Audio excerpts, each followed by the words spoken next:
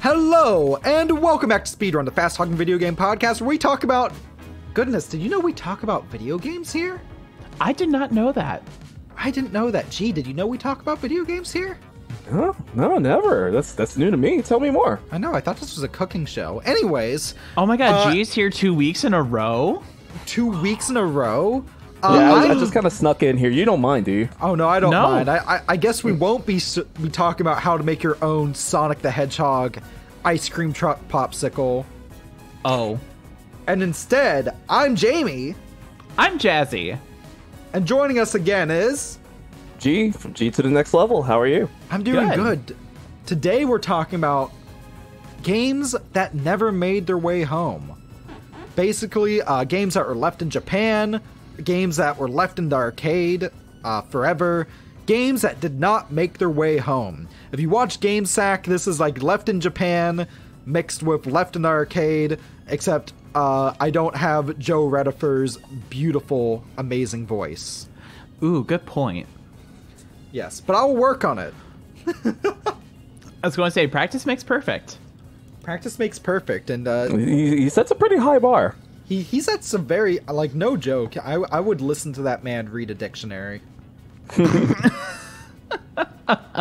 Jamie, what are we talking about today? Do you want to start us off? Yeah, as we start the timer, again, a 20-minute long megasode. Woo! Woo! Megasode Woo. hype!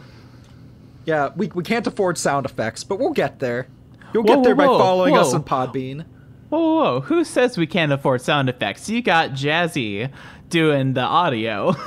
I was about to say, you got somebody with a degree in audio here, JB. I think you could probably pop in a sound effect here or there. I was going to say.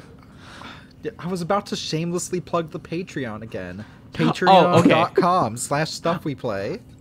Well, in that regards, I have no degree and we have no budget, so please give us money.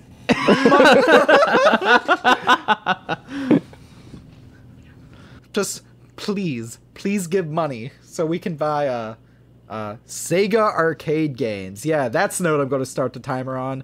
Because we decided to do this episode both because Robert and the Stuff We Play server suggested doing a video on Japanese exclusive games. We all decided to Stuff We Play Discord server, I should say, and we all decided to expand upon that. But there's one very special arcade game you've been wanting to talk about that is phenomenal that finally made its way to home. So I'm going to give you the talking stick.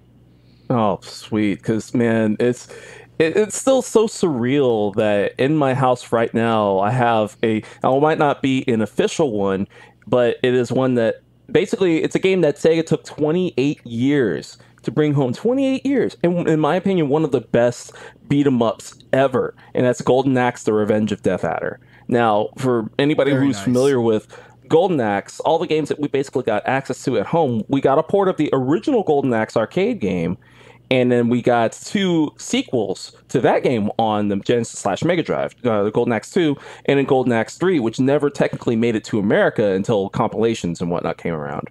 But Golden Axe Revenge of Death Adder was just left in the arcade. They came out with a kind of meh fighting game in Golden Axe The Duel, and we got that. But for some reason, Revenge of Death Adder just never made it home. And it's a shame, because for anybody who's never played it, now, I'll be completely honest, the original Golden Axe to me is only so-so. I was more of a Streets of Rage kid. Now, granted, I did play the arcade game with my dad a lot, because in the bowling alley that we used to play games at together, we used to play Golden Axe together. But as the years have gone, I feel that kind of, age hasn't been too terribly fond to the original Golden Axe. But the Revenge of Death Adder, though, because it's like, take the original and just pump it with, like, twice the speed, twice the action, twice the amount of playable characters, mind you. This one's a 4-player game now. So and you get... Basically, you got your barbarian kind of character. You got Julius Thunderhead does make a return, but now he's riding on top of a giant ogre, which is really awesome. There's a centaur lady who's my favorite character in the game. There's a little elf with a pitchfork who grows apples for his magic attack. He's kind of lame, but everything else about the game is just it's amazing. It's one of the things that I love most about Streets of Rage 2 and just the Streets of Rage series in general, including Streets of Rage 4, is that you really feel the impact, and that's basically kind of the mark of a good beat 'em up, is that if you can really feel that impact, especially when you really land a big hit or a big enemy. And Revenge of Death Adder just does that so well. And the graphics are wonderful. The sound is wonderful. You can have branching paths now. Death Adder is a badass. Like, I thought that he was cool in the first one, but when you fight him in the second one, it's like, holy crap. And when I got it for my review that I'm actually going to be putting up on the channel pretty soon, and I played it through the first time, and I was just kind of... I said youtube.com/G to the next level. Yes, sir. But coming very soon. But after my very first playthrough, I was basically like done. I had all the footage and everything I needed to do, and I just kind of sat after the credits rolled, and I was just like, nah, just immediately start the game again. And I played it through like 2 more times that night, because it's just like, I've been waiting 28 years for this. 28 years. It's insane. And to this day, it's kind of a mystery. I mean, somebody out there has got to know the reason why Revenge of Death Adder never came home until now. And not only that, we're getting it twice in 1 year, because we got the arcade one-up that I have, and then we've got the Astro City Mini that's coming out in a couple of weeks. Actually, this week, excuse me, and launches on Thursday. And it's on that, too. And I'm just like, that's amazing. It's like somebody finally woke up at Sega HQ, realized, hey, we want this. So it's like, good on you. It's amazing. It's a wonderful game. Small question about the arcade one-up. Is that 4-player? It is 4-player. That is correct. It actually has 4 players with it, but not all of the games that are on it are 4 players. Revenge of Death Adder is the only one. So what's cool about it is that they actually map the player 2 and the player 3 controllers to be player 1 and player 2 for the other games. So for like Golden Axe, Altered Beast, and Wrestle War, which are multiplayer, they actually use the middle ones instead of 1 and 4 or whichever. Oh, that's kind of cool. Yeah, it's very cool. It was definitely worth it. I mean, I knew that when they announced that cabinet, and I swear, I still remember that day when they announced that cabinet on Twitter, and I was just like, I swear I wanted to cry. Because I was like, we're finally getting this game. I've been wanting this for so long. And it's like, yes, I know you can emulate it, whatever. But it's not the same. Yeah, exactly. Yeah. It's just having something just official for Revenge of Death Adder. And it's like, Golden Axe fans, we've had to put up through so much crap over the years. And it's thrilling that we finally have this home. I love it. Honestly, that's you're just the amount of joy I hear like from you talking about this makes me so pumped to hopefully give this a shot if and when I can ever go down to the States and check it out sometime. Yes, it's in our living room right now. It's not going anywhere. Or at least until maybe we actually, get a bigger house and we have a spot where I can get more arcade one-ups. But anyway. Speaking of which, Sega's put out so much cool Japanese exclusive stuff this year. The arcade one-up is available everywhere, but the Astro City Mini, which looks incredible, is Japan only. The Game Gear Micro is Japan only, which, not going to lie, hot take, I think the Game Gear Micro looks cooler than the new Game & Watch. It looks cooler, and it's definitely more practical. It's a hard sell unless you're hardcore. Yeah, that's fair. It really is. But moving on, Jazzie, what game do you have in mind for your favorite game that never made it home in the West? I think I'm going to have to hop on my I am very old soapbox here for a second. Because, no, for real. My first console, as I think I've said on the show before, was the Nintendo 64. And since I learned about the 64DD in middle school, I was like obsessed with this because that was before we had a lot of like information on it, because this was mid 2000s internet when most of what you would read was all rumor and everything. And right. Obviously this game never released, but I want to like footnote it, was Zelda Ura, which was the long forgotten, well, not long forgotten because obviously we're talking about it, but it was the never released expansion pack that was planned for Ocarina of Time. And then eventually assets from it were made into Majora's Mask and everything, and the rest is history. And there are some like extractions and ROMs and everything from it, mainly from the Nintendo Giga Leak and everything. And we do have little bits and pieces of it, and that's really cool. So, there's a footnote. The DD itself, I think, would have been amazing to have here in the States. And it's such a bummer that it like flopped. I think it was just way, way, way, way ahead of its time. And in the same regard, I think the Dreamcast was also way ahead of its time with the internet browser capability. And you don't have to tell me twice about the Dreamcast being ahead of its time. oh yeah, absolutely. But in terms of like actual hard games that did release in Japan and never came over, there's two of them, and the first one is Neon Genesis Evangelion for the N64. Which, yes, Eva is my favorite anime, and I have gotten to play a little bit of the game, and I love it. Obviously, I have trouble with the menus for obvious reasons, other than the fact that I'm dyslexic to begin with. So what I am able to play is fantastic. Oh no, I had a second game in my brain and it just like flew the coop on me. Oh no. Oh no. Oh no. Oh no. Oh no. Oh no. Come back to me in like 5 minutes and I guarantee I will have remembered it. All right. But in that case, I have two games I want to bring up. The first is Mother 3. Mother 3 is such an obvious choice. Lucas, fantastic character, just graphically one of my favorite looking games in the GBA. I love that Earthbound art style so much. It's the only RPG I can think of that like ever made me like, I play a lot of RPGs, but this is the one that got me to tear up a bit. It's that good. And I know repro cards are a bit of a contentious thing, but I got a repro card of the Fans Translation gifted to me at a con a while back, so yeah. Nice. All right, but before we go on to my next one, Jazzie... Oh, wait, go on. What do you think of the N64, like, Earthbound 64 development, like, screens and rumors? What do you think about all that? Honestly, I think it's really interesting.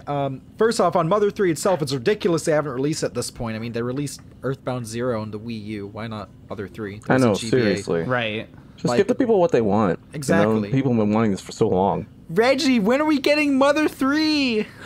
No, you can't ask him anymore. He can't hear you from the top of his ivory tower at GameStop. Gotta talk to Mr. Bowser now. But, it's true.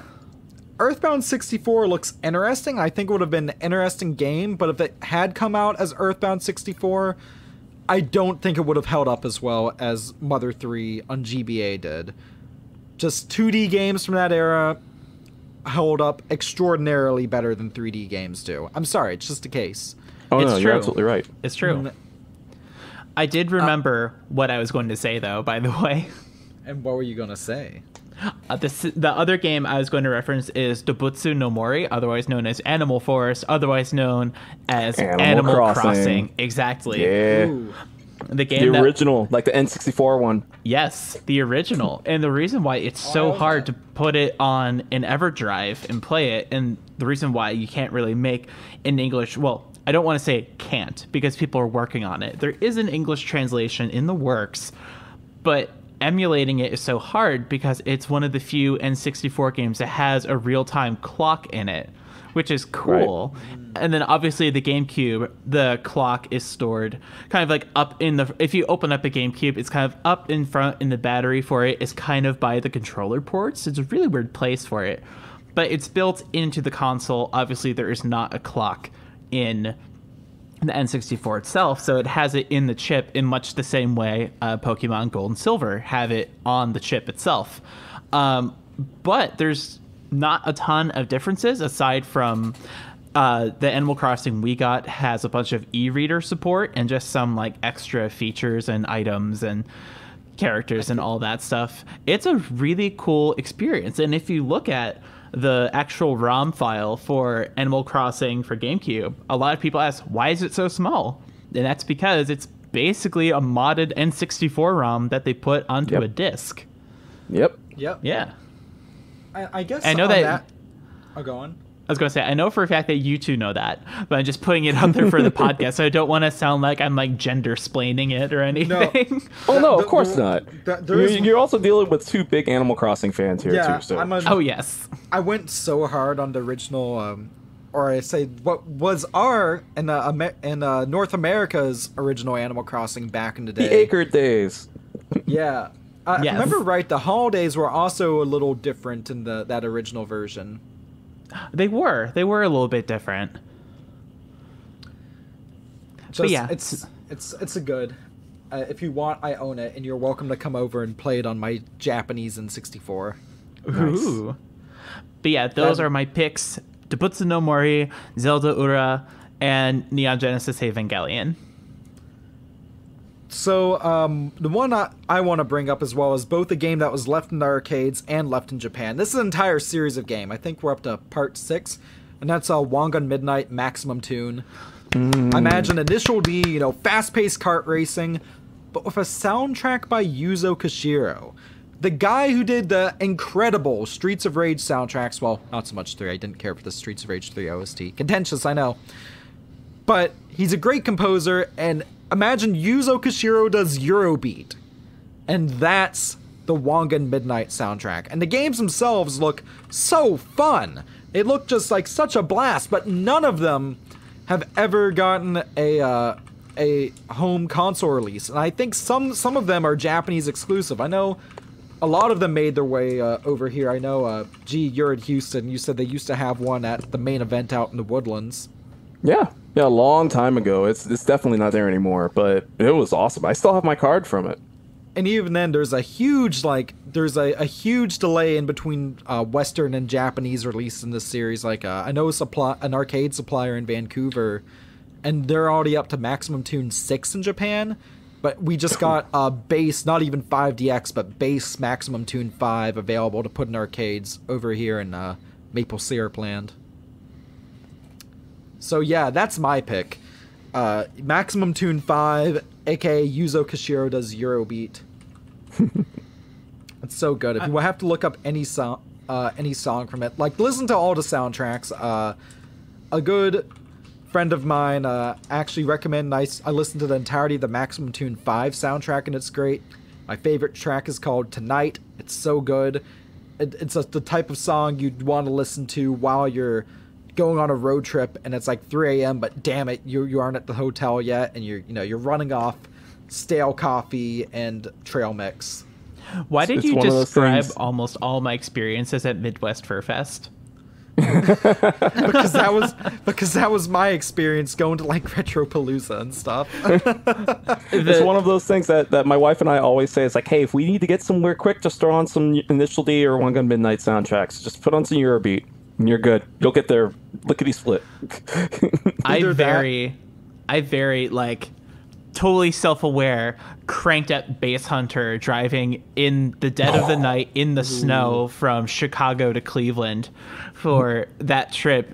And I'm not sure if you're aware of U.S. geography listeners out there. There's literally nothing between those two cities. There's Indiana, which means there's nothing.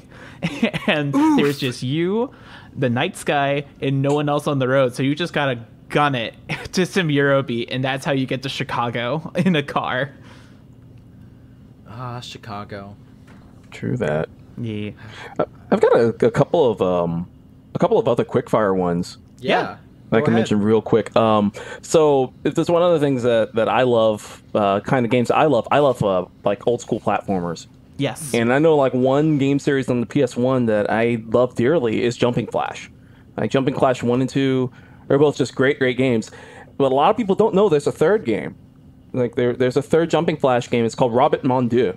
And it's one that I've always wanted ever since I was a kid, because the funny thing about Jumping Flash is just that I've always found that games tend to struggle when you try to do platforming in the third dimension, but that game just felt so good, and it felt right, and the second game did it even better. But Robert Mon Dieu, for some reason, unfortunately, never got a translation and never came out over here. But I guess throughout all those ashes, because, with Sugar and Rockets and Exact, the company that made them, we got the Ghost in the Shell game for the PS1, which I have gone on in depth about how much I love that game.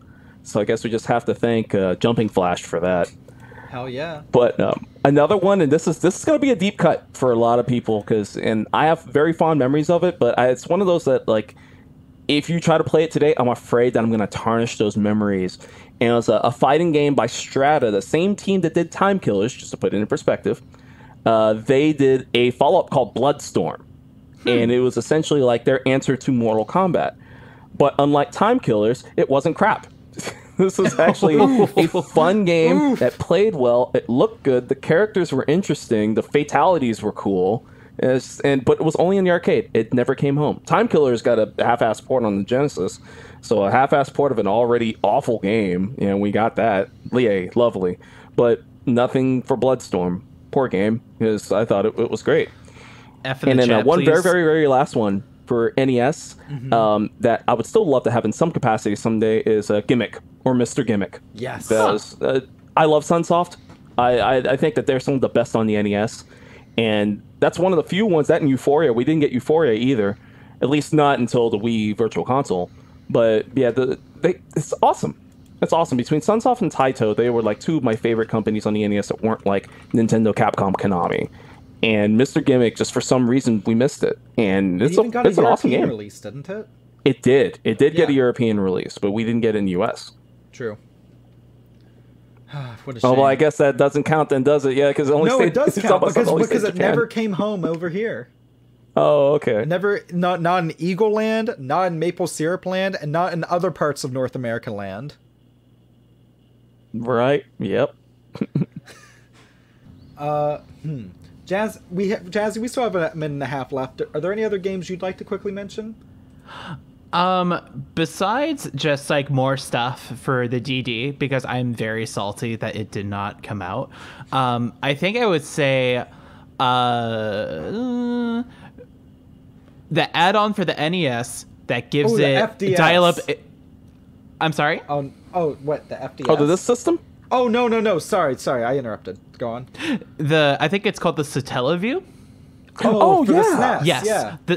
Not the SNES, but whatever the add-on for the Famicom was that allowed you to do banking and then also bet on horse racing, and also the Satellaview. Both of those. I'm looking this up.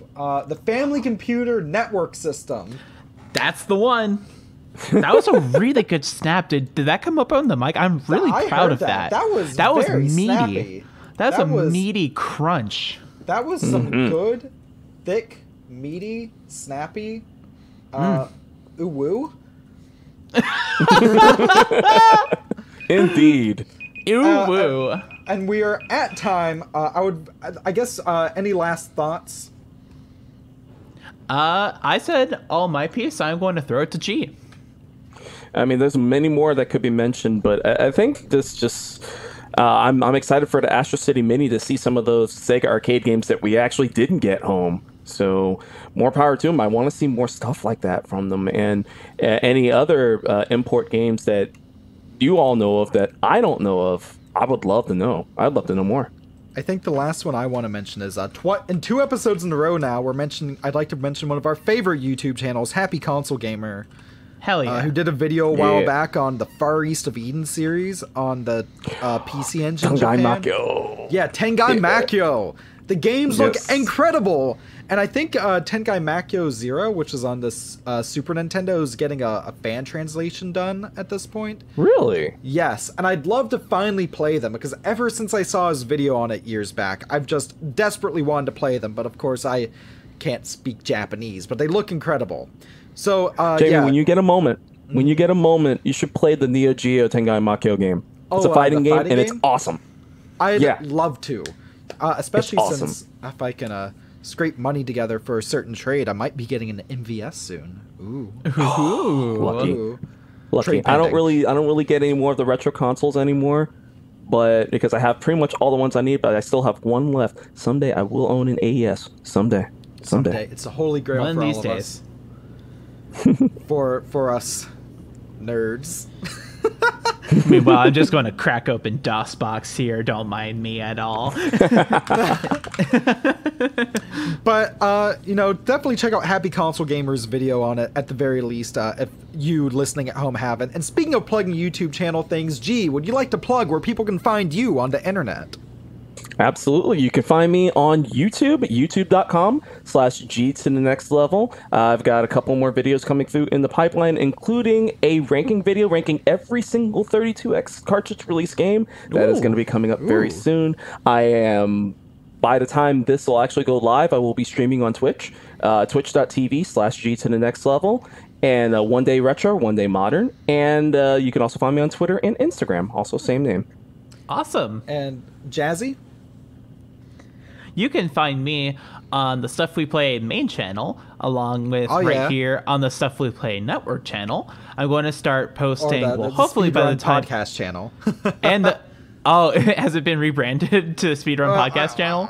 I mean, we're working on it. We're working on it. We're coming up with names. We're working on it. You can find me on either of those two channels, and also, by the time this goes live, I should have posted some of my own original content to Stuff We Play. Thank you again, Jamie, for having me on the channel. This has been so exciting working on projects in this little sphere. This is great.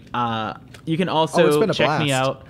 It has. You can also hit me up in the Stuff We Play Discord, which is probably the best way to get a hold of me, other than my Twitter, which is at Jazzie Starshine. Yeah, that's me.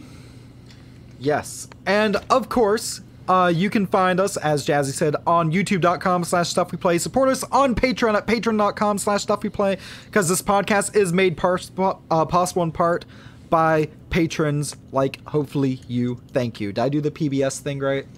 Yes. Good. If you have ideas for future podcast episodes, I just said non-words, trying to work on those. But if you have ideas for future episodes, you can either message me at Stuff We Play on Twitter, message me via the Stuff We Play Discord server, linked in the description of every podcast episode, and Podbean, and Apple Podcasts, and whatnot, or email me or Jazzie directly at jamie@stuffweplay.com or jazzie@stuffweplay.com. And also at the making of this, we're recording this in December before the holidays, but starting January, I did a 10-part podcast years back called the Stuff We Say podcast. G was on there. Some great folks like Layla Wilson, Simon Tomley, such were on there. And I'm going to be releasing all 10 of those throughout the first parts of 2021 every Tuesday as a part of a thing I'm calling Stuff We Say Flashback. Done thanks to viewer demand, mind you. So, yeah, this show really is made possible thanks to viewers emailing and interacting and stuff. So, yeah. Anything I missed? I think that's it. G, anything? No, I think that's about it. All right. Cool.